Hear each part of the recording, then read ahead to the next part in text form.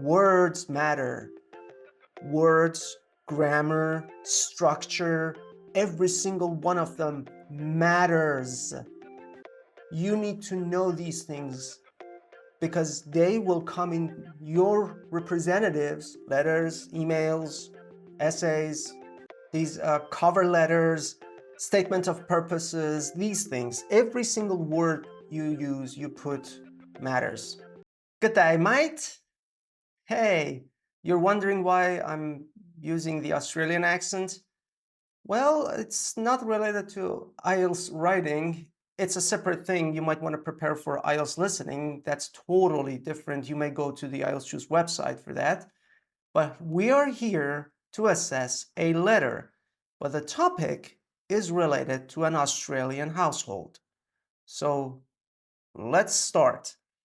The rubric says, you have seen an advertisement or advertisement in an Australian magazine for someone to live with a family for 6 months and look after their 6-year-old child. So we have an advertisement from an Australian family. And this Australian family has one child who is 6 years old. And they are accepting someone abroad for them to live, and at the same time you can practice on your English, and you may, I don't know, teach something to the child or look after the child. So it's a win-win situation.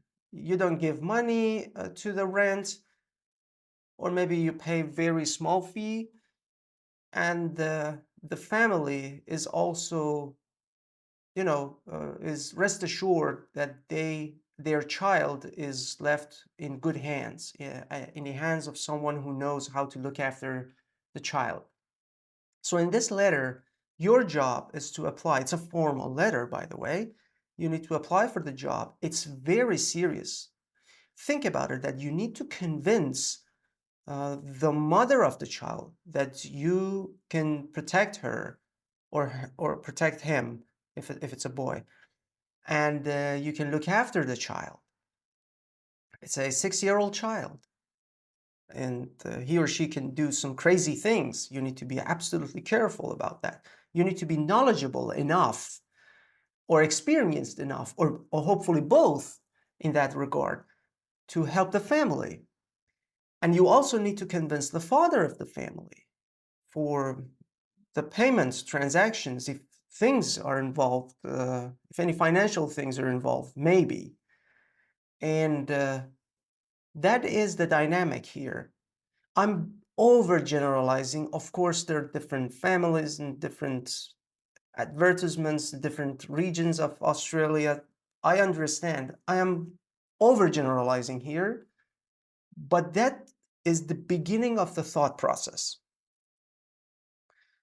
So we also need to write the letter to the parents. So we are addressing both. It's not a single parent family.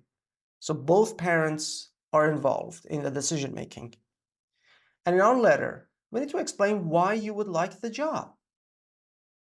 This is an important element. Why you would like to get this particular job. How do you find this connection? Give details of why you would be a suitable person to employ. You need to sell yourself. And say how you would spend your free time while you're in Australia. Okay. You know why they ask this? They want to know how well you did your research. It's not just a one-off thing, or you just want to go with the flow. You want to go there. As soon as you're there, you'll figure out what to do next. They want to see, or they want to hire someone with a purpose. And the purpose includes the reason. Okay, now we're going to give you some free time. What are you going to do? Hang around? Waste your time? I don't know, make friends, party, clubbing? Or no, you're actually thinking of doing something productive. And if they see that area, then they might actually see some value in employing you. You see the difference here? So the letter must be something really, really effective. It's a long distance communication. You write the letter, you send it out. You will not be present there at the scene to defend yourself. They will read, and whatever message they receive, they're going to decide on the letter, on the spot, whether this individual is fit for the job or not. Imagine that. With that in mind, let's focus on the response. Dear sir or madam, okay, sometimes IELTS tells us that we need to start with something, either start dear manager, dear to whom it may concern, things like that. If IELTS instructs us to start a letter with dear sir or madam, we have no choice but to go with it. But in case IELTS doesn't give us any instructions, in this particular case, both parents were involved. So we actually need to start by saying, dear sir and madam. And that's interesting. Or you already know the name of the family. You can say, dear Mr. and Mrs. Peterson. That's a way to go. That's a way to start. It's you have some connection right at the beginning. It's not like to whom it may concern, and the letter receives, and the parents open up and they say, what does it mean, to whom it may concern? The concern of the child belongs to the parents. So it's not like the gardener is there and they ask, hey, gardener, come here, answer this letter. This is for you because it concerns you. That's crazy. No, of course not. The parents are the guardians, or the word guardian has some official terms as well. The parents are the responsible party, let's put it this way, for the child and for this position. So you need to take this absolutely seriously. The opening is important. Do you understand the effectiveness? It starts right from the very first words you put in the letter. It starts right at that moment. Let's continue. I am writing this letter to apply for the job which you have advertised. I don't need this comma. This is a bad error. I don't need a comma. You are defining the job.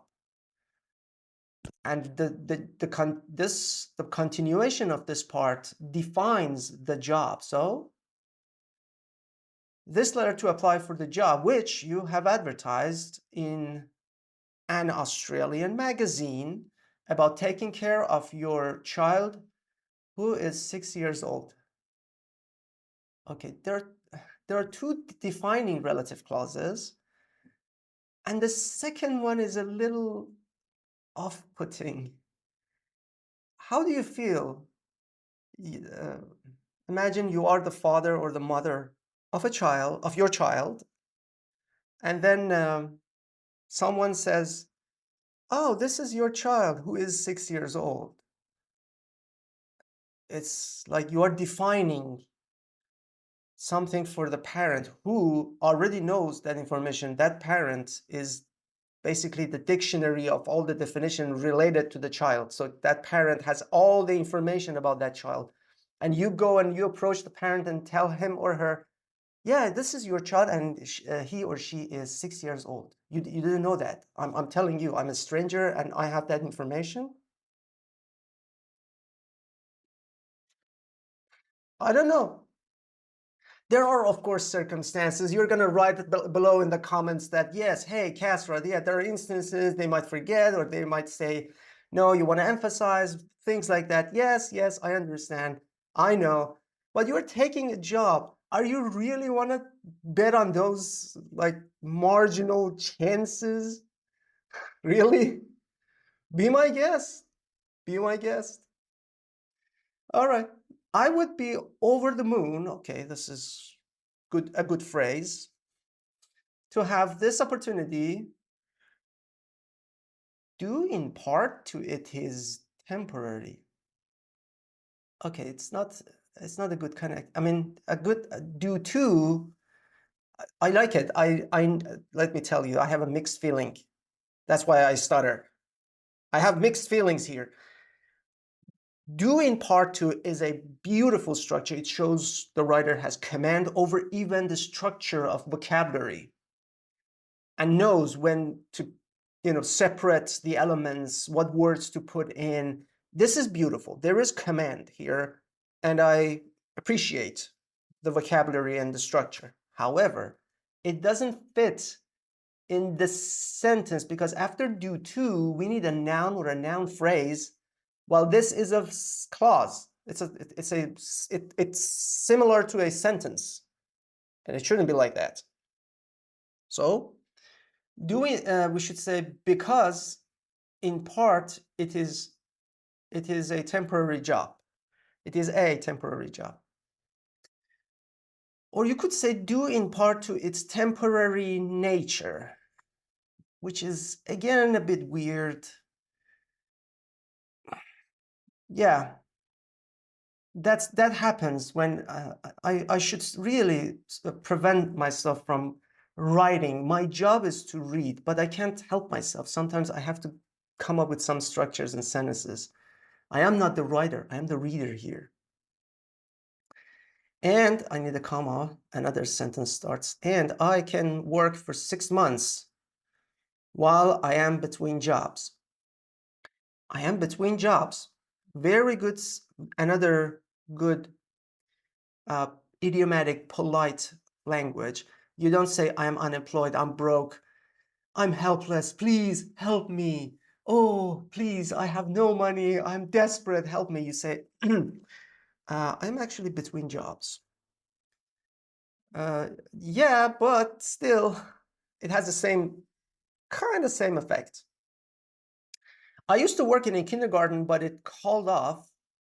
But it got called off. I guess you need the passive voice because the kindergarten didn't, call off means cancel. The kindergarten did not cancel anything.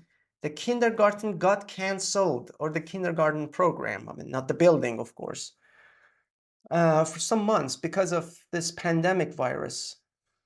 Okay. I think I just received this response during the pandemic. All right. That's why we have this. It's like current right now. This is what we're dealing with. I understand. That's not an error. I'm gonna skip this part.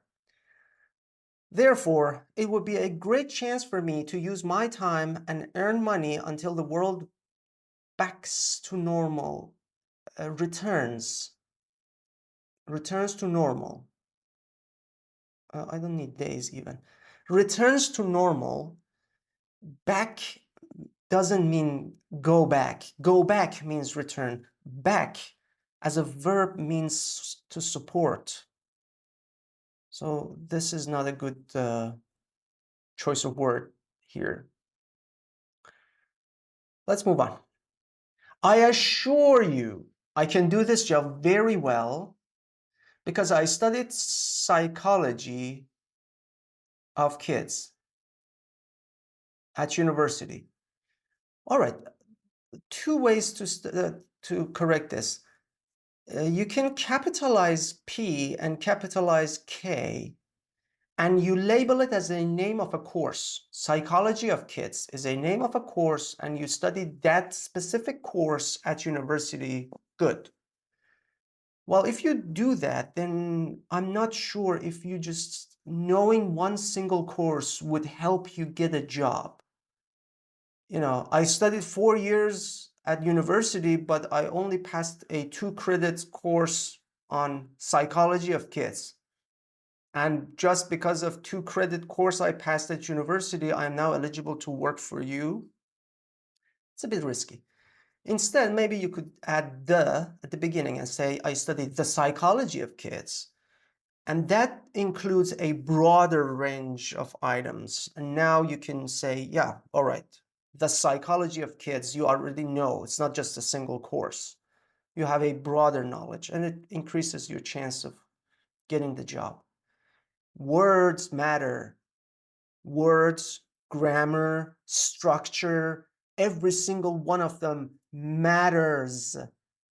You need to know these things because they will come in your representatives, letters, emails, essays, these cover letters, statement of purposes, these things. Every single word you use, you put matters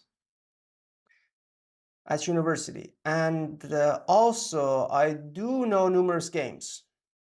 I know the subject doesn't change, but I have too many and the last one is in past tense. This one is in present. I would have used comma just to indicate that this sentence in nature is different from the previous one. Anyway, I do know numerous games which children find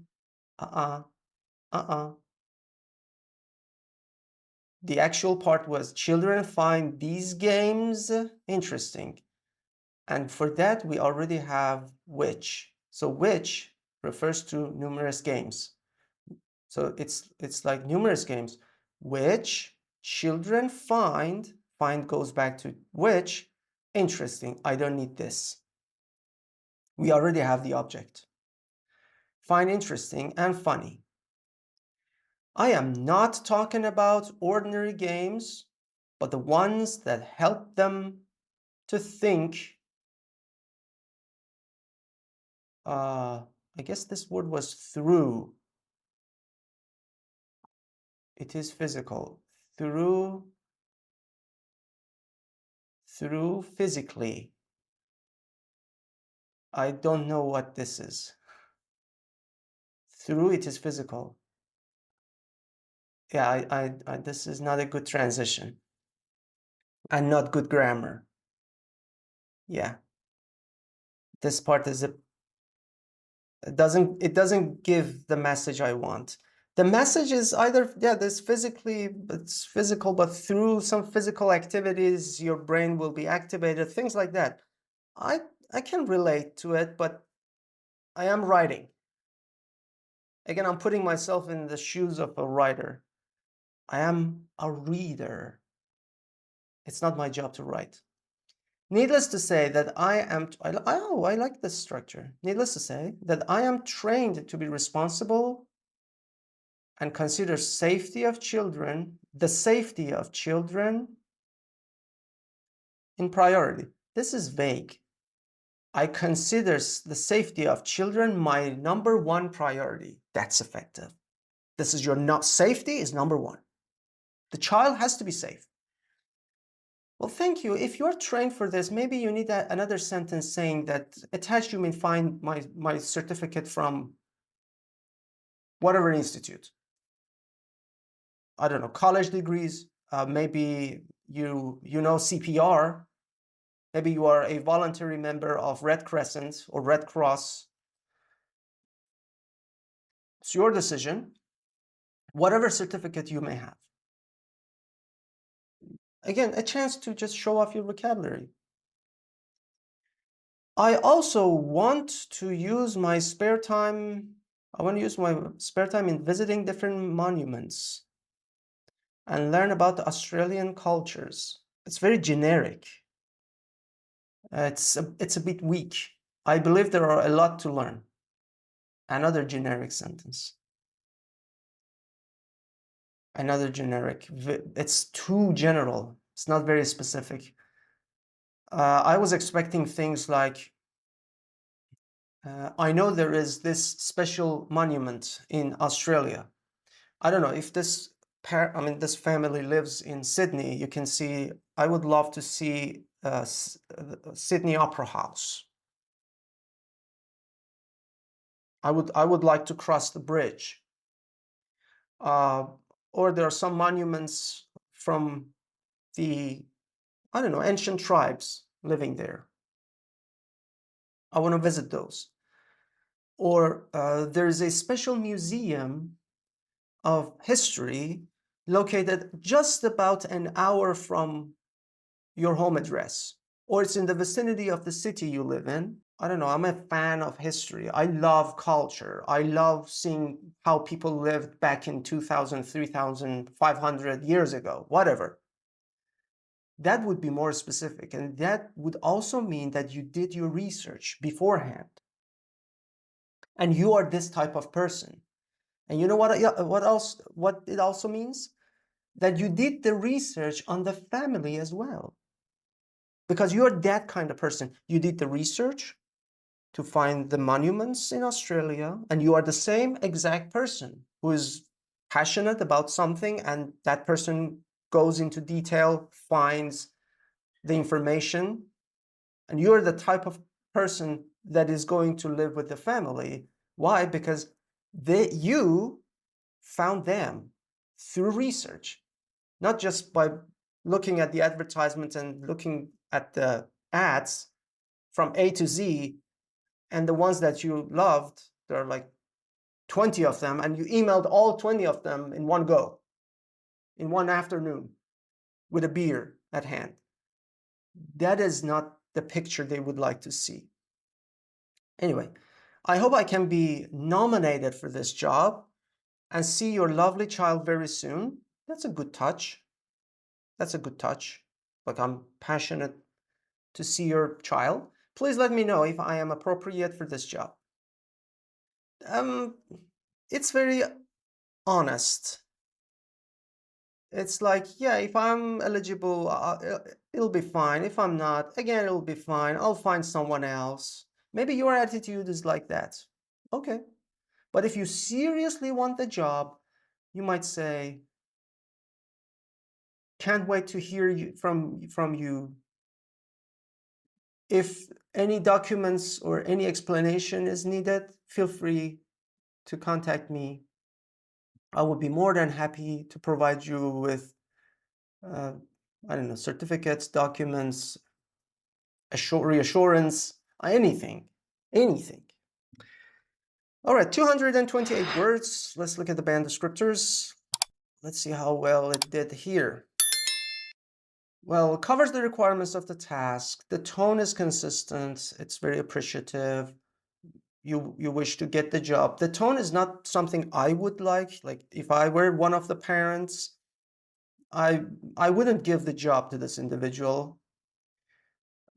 Not, it's, how can I say? Out of 10, I would give this individual maybe 5 or 6. So it's above average, but I'm looking for someone at around 8 out of 10 or 9 out of 10. These are not IELTS scoring systems. This is just in my head. I'm speculating. It has nothing to do with my assessment. I'm sure you're not here for me to see me hire someone to look after my child. Don't worry about that. This is just all hypothetical. So yeah, coming back to the scenario, highlight bullet points, could be more fully extended, correct. All the 3 bullet points were addressed, but not fully extended. For every single one of them, I mentioned there were rooms for improvement. And presents a purpose that is generally clear. Yes, the purpose is generally clear. The purpose is not to get the job. The purpose is like, yeah, if you gave me the job, it'd be fine. If not, it'd be fine either way. I have my beer. I have fun. I don't care. So logically organizes information ideas. Yeah, the information was logically presented. I had some faulty transitions. Referencing in some areas was faulty. Each paragraph, we had paragraphing, and each paragraph had a central topic, but that's it. Topic sentences needed work. Things like, everything related to paragraphing, but that's not priority in task 1. I had some spelling issues and problems here. The words did not impede my communication. Grammar was to blame, and also in both cases I had multiple errors in grammar and vocabulary. And the range in both cases, I saw a variety of grammatical structures, but not executed correctly. Like the majority of them were okay, um, but there were still errors. I can say the same thing about vocabulary, pretty much in the same way. All right, there isn't much to say, and nothing further to add. I really enjoyed reading this, but I have to say again, I wouldn't hire this individual. I think I can wait and find some better people, the ones at 8 or 9, who, check or tick more boxes for me. Anyway, I hope you had wonderful takeaways from this letter, and in your letters or essays, you do the same thing, and you make sure that every single word you use, every single structure you use, every single punctuation mark you use, your paragraphing styles, your organization, your thought process, your analysis, all are for the purpose to get a higher score and convince the reader to give you a better score than this that you can see on your screens. On that note, have a lovely, lovely day ahead.